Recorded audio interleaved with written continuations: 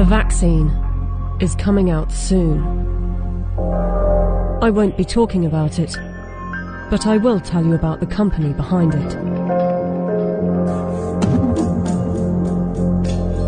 The UK government has purchased 30 million doses of COVID mRNA vaccine from a company called Pfizer.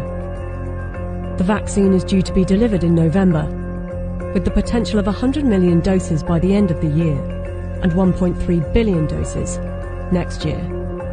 News just out. Pfizer says it could be ready to apply for emergency use authorization for its COVID-19 vaccine candidate by late November. It won't be mandatory at the beginning, but judging from the large orders, a gradual plan will be implemented to persuade and incentivize people to take the vaccine and put restrictions on people that don't, along with shaming campaigns.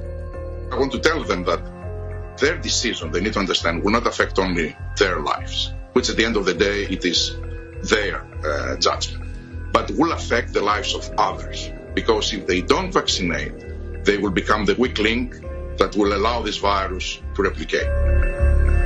Some will say that this is conspiracy theory, so let's just stick to the facts. The government trusted Pfizer to vaccinate the British people, so it's logical to want to inquire into the company's track record in safety and ethics. After all, they must be trustworthy in fighting for humanity, right?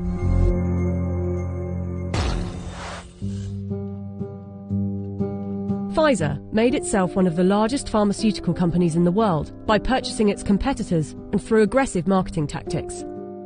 What I'm about to tell you is only 20% of their rap sheet, otherwise this video would be hours long, but you can go to our website where you can see the full list.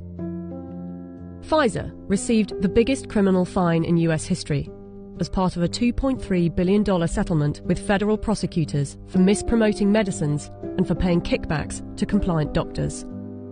Pfizer pleaded guilty to misbranding the painkiller Bextra by promoting the drug for uses that were not approved by medical regulators.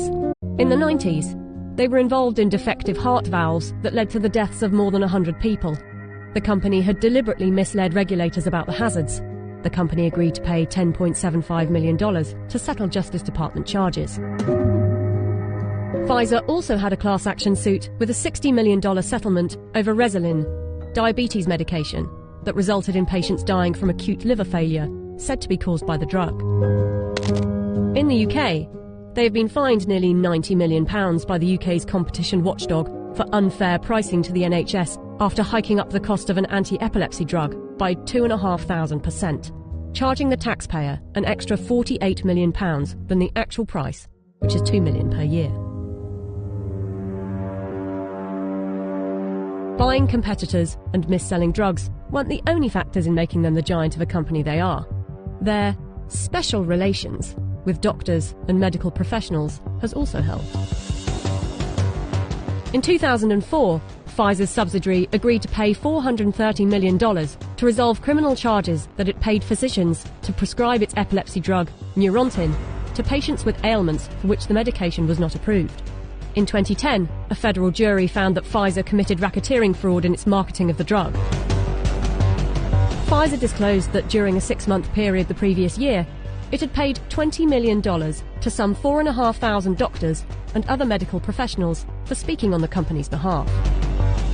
In 2012, the US Securities and Exchange Commission announced that it had reached a $45 million settlement with Pfizer to resolve charges that its subsidiaries had bribed overseas doctors and other healthcare professionals to increase foreign sales. But some of you might say they are a business and they don't get to make billions a year by not being competitive. They're still trying to help humanity.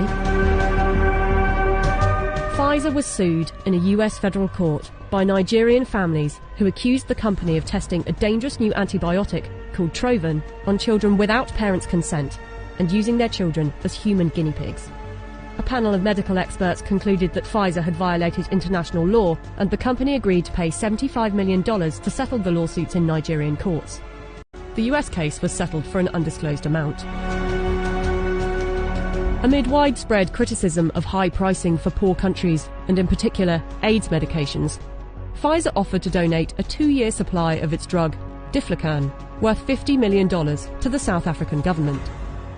Yet in 2003, Pfizer backed away from the company's plan to license its AIDS drug for low-cost distribution in poor countries.